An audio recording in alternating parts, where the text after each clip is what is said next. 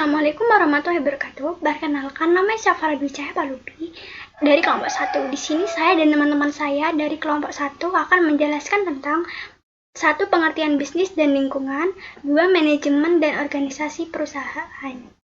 Anggota kelompok 1 adalah ada Arneta Titis Adinda Putri. Assalamualaikum warahmatullahi wabarakatuh. Nama saya Arneta Titis Adinda Putri. NIM 2108102010119. Ada Zulfani Agustin. Assalamualaikum warahmatullahi wabarakatuh. Perkenalkan, nama saya Zulfani Agustin. NIM 210810201028. Dan saya sendiri ada Berliana Albanita. Warahmatullahi wabarakatuh. Nama saya Berliana Albanita. NIM saya 210810201056. Dan Abdul Malik Tambunan. Assalamualaikum warahmatullahi wabarakatuh. Perkenalkan, nama saya Abdul Malik Tambunan dengan nomor induk mahasiswa 210 810 201 067. Saya akan menjelaskan tentang bisnis yang terdiri dari pengertian bisnis, konsep bisnis, tujuan bisnis, fungsi bisnis, dan jenis-jenis bisnis. Apa sih bisnis itu? Bisnis, menurut Kamus Besar Bahasa Indonesia atau KBBI, bisnis adalah usaha komersial dalam dunia perdagangan, bidang usaha, usaha dagang. Penggunaan dari kata bisnis ini bisa atau dapat dibedakan menjadi 3, tergantung atas skupnya. Kata bisnis ini bisa atau dapat merujuk pada badan usaha, yaitu kesatuan yuridis, teknis, dan ekonomis untuk mencari keuntungan. Sektor pasar tertentu, misalnya pasar modal, seluruh aktivitas pada komunitas produsen barang dan jasa. Dalam bisnis terdapat konsep bisnis, yaitu strategi inti atau core strategi, sumber daya strategis atau strategis resource. Yang ketiga, perantara pelanggan atau customer interface. Yang keempat, jaringan nilai atau value network.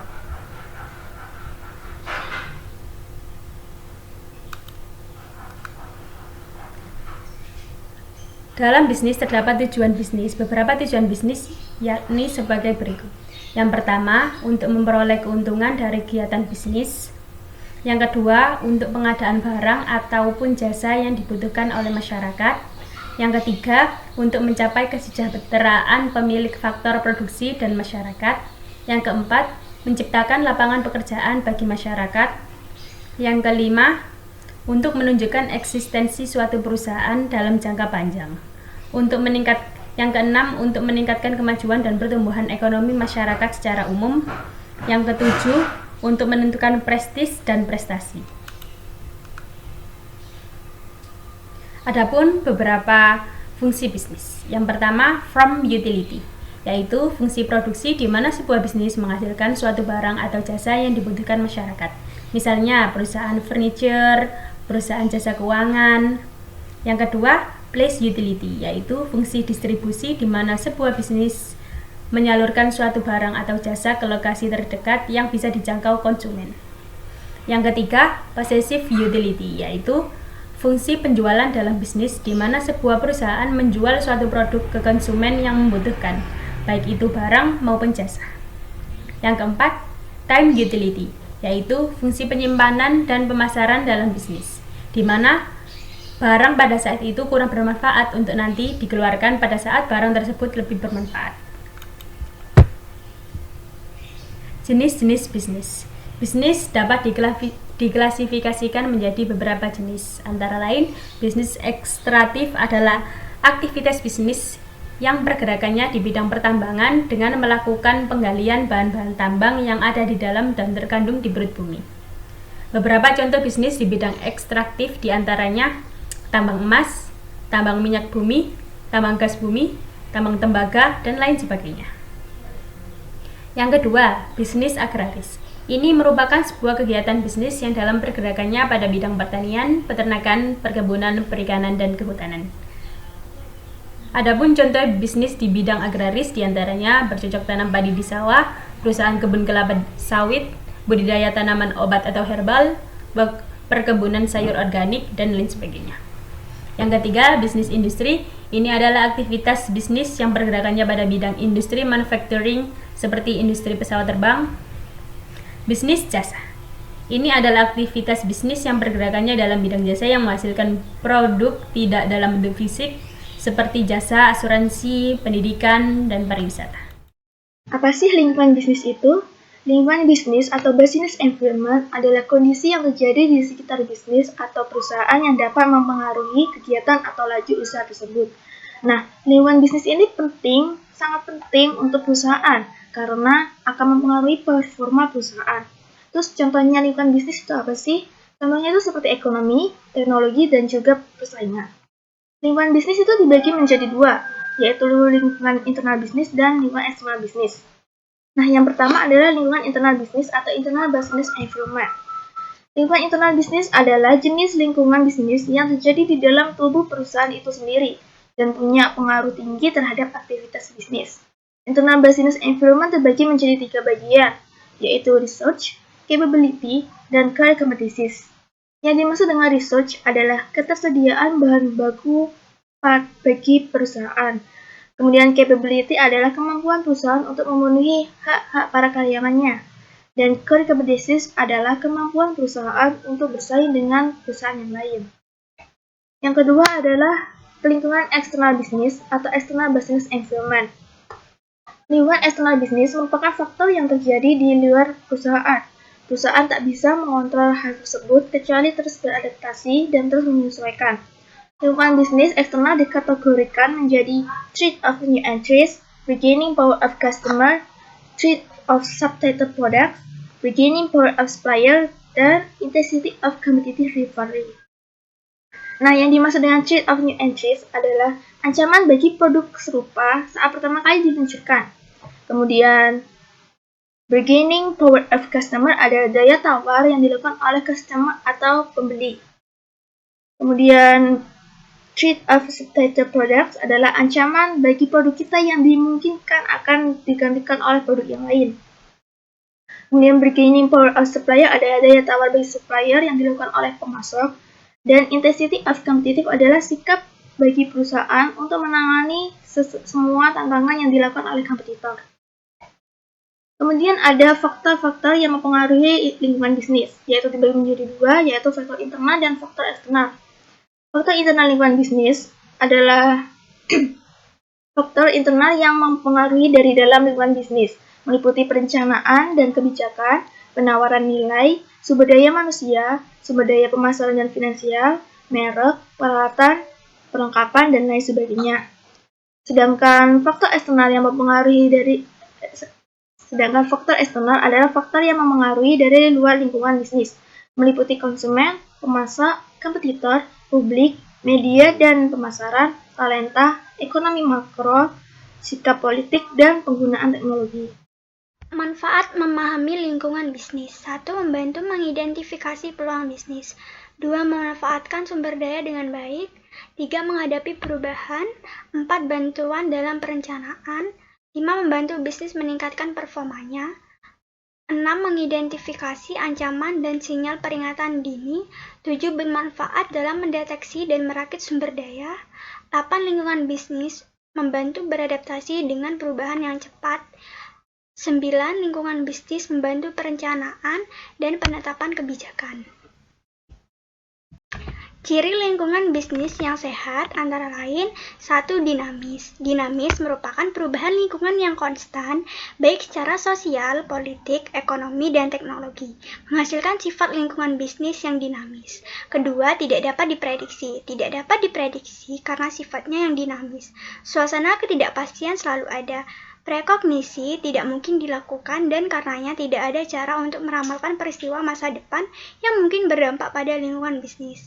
Ketiga adalah kompleks. Kompleks, keterkaitan faktor dan keadaan membentuk lingkungan yang agak kusut yang seringkali sulit untuk dianalisis. Keempat adalah rentan. rentan, sulit untuk meramalkan dampak perubahan kecil dalam lingkungan terhadap bisnis. Perubahan yang tidak signifikan dapat mempengaruhi operasi perusahaan sebagian besar. Ini berpotensi mempengaruhi keseluruhan keberadaan bisnis, pendapatan, dan perkembangannya. Kelima adalah relatif. Lingkungan bisnis tidak sama di semua tempat. Ini bervariasi dari satu tempat ke tempat lain. Krisis politik di satu negara mempengaruhi lingkungan bisnis hanya di negara itu, tidak di tempat lain. Karenanya, lingkungan bisnis adalah konsep yang relatif. Keenam adalah berbagai sudut pandang. Berbagai sudut pandang adalah kejadian sosial, politik, atau ekonomi mungkin memiliki dampak yang berbeda pada bisnis yang berbeda. Langkah politik yang tampaknya menguntungkan untuk satu bisnis mungkin tampak mengancam bagi bisnis lainnya. Oleh karena itu, terdapat banyak persepsi dalam lingkungan bisnis.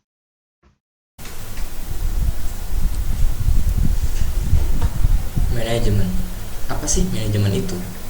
Manajemen adalah suatu seni atau prinsip yang berkaitan dengan pengorganisasian, seperti menyusun perencanaan, membangun organisasi dan pengorganisasiannya, pergerakan, serta pengendalian atau pengawasan. Sedangkan secara etimologis, manajemen merupakan seni untuk melaksanakan dan mengatur. Hal tersebut yang mendasari manajemen sebagai seni mengelola dan mengatur agar tersusun secara rapi. Fungsi manajemen. Fungsi manajemen terbagi menjadi 4. Yang pertama adalah perencanaan, yang kedua pengorganisasian, yang ketiga pengarahan, dan yang keempat adalah pengawasan. Yang pertama, perencanaan.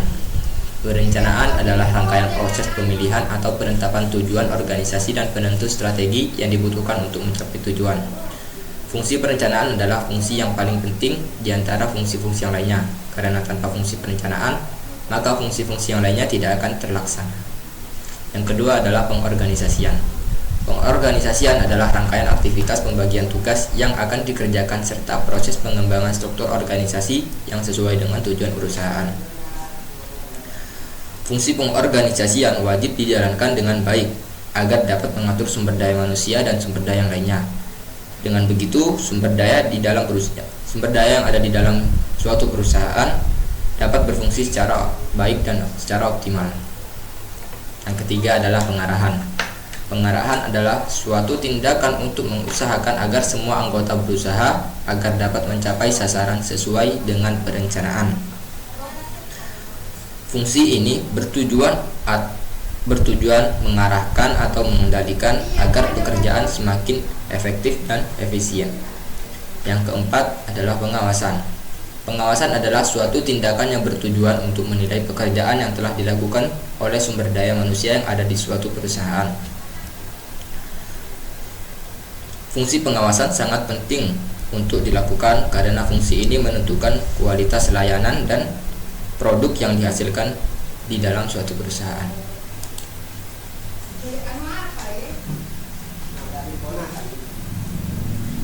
Tujuan manajemen.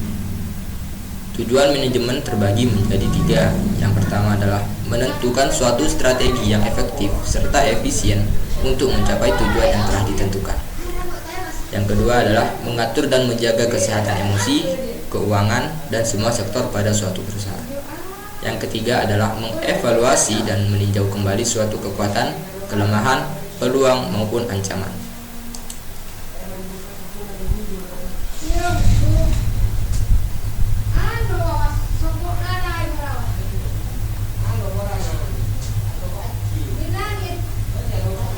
Unsur-unsur manajemen ada 6. Yang pertama adalah human atau manusia, yang kedua adalah money atau uang, yang ketiga adalah material atau bahan, yang keempat adalah machines atau mesin, yang kelima adalah methods atau metode, yang keenam adalah market atau pasar. Yang pertama adalah human atau manusia. Faktor yang paling utama dalam manajemen adalah manusia, karena manusia yang membuat tujuan dan melaksanakan dan yang melakukan proses pencapaian tujuan tersebut. Yang kedua adalah money atau uang. Selain manusia, uang juga merupakan unsur manajemen yang sangat berpengaruh karena hasil kegiatan dapat diukur dari jumlah uang yang ada di suatu perusahaan. Yang ketiga adalah material atau bahan.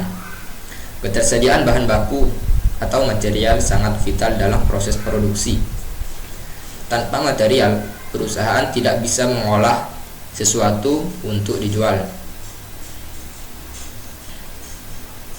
Yang keempat adalah mesin atau mesin.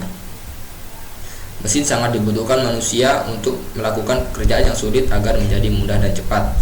Penggunaan mesin akan meningkatkan hasil dan keuntungan serta membuat proses kerja menjadi lebih efektif dan efisien. Yang kelima adalah metode. Pekerjaan dapat berjalan dengan efektif dan efisien bila dilakukan dengan metode yang tepat. Suatu metode kerja harus mempertimbangkan sasaran, fasilitas, waktu, uang, dan kegiatan bisnis. Yang terakhir adalah market atau pasar. Konsumen atau pasar merupakan elemen yang sangat penting. Tanpa adanya pemasaran, barang tidak akan laku terjual. Hal ini dikarenakan tidak adanya permintaan, sehingga membuat proses produksi menjadi terhenti.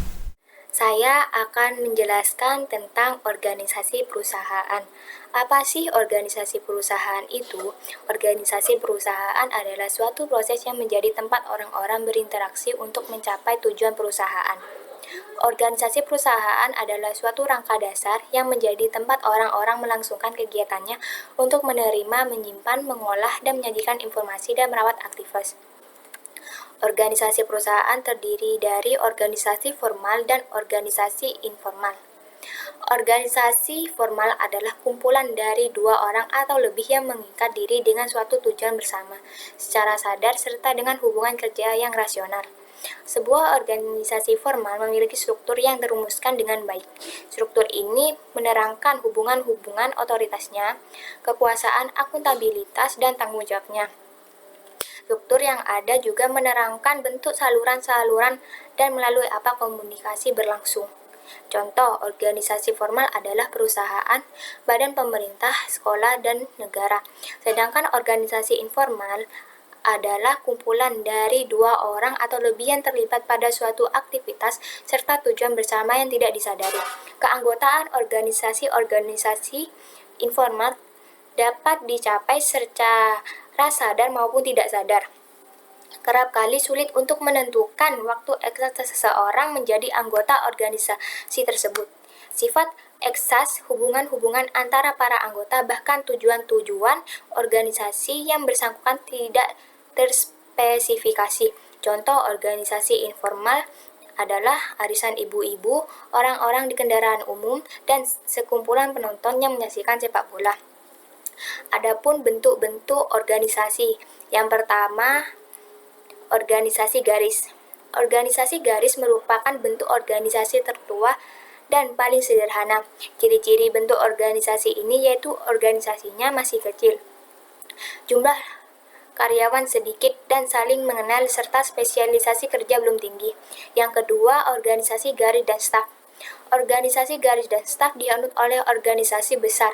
Daerah kerjanya luas dan mempunyai bidang tugas yang beraneka ragam, serta rumit dan jumlah karyawannya banyak. Yang ketiga, organisasi fungsional. Organisasi fungsional organisasi yang disusun atas dasar yang harus dilaksanakan. Organisasi ini dipakai pada perusahaan yang pembagian tugasnya dapat dibedakan dengan jelas. Yang keempat, organisasi panitia. Organisasi panitia dibentuk hanya untuk sementara waktu saja. Setelah tugas selesai, maka selesailah organisasi tersebut. Sekian, terima kasih.